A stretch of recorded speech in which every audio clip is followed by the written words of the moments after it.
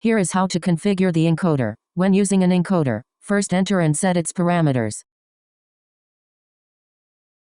Open the edit screen and find the encoder settings. In internal speed mode, no encoder is needed and the fixed print speed can be adjusted here.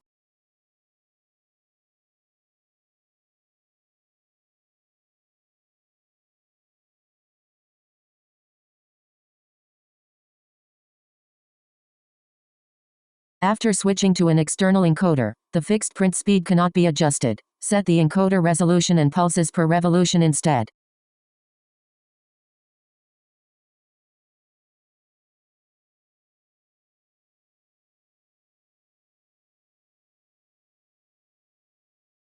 You can also set the encoder wheel direction, clockwise or counterclockwise, and configure the distance related to the photoelectric sensor.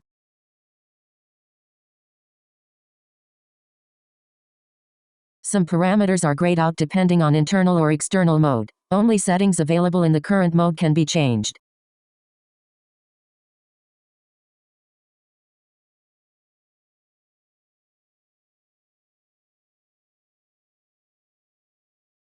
After entering and checking all parameters, tap Confirm to save the encoder settings.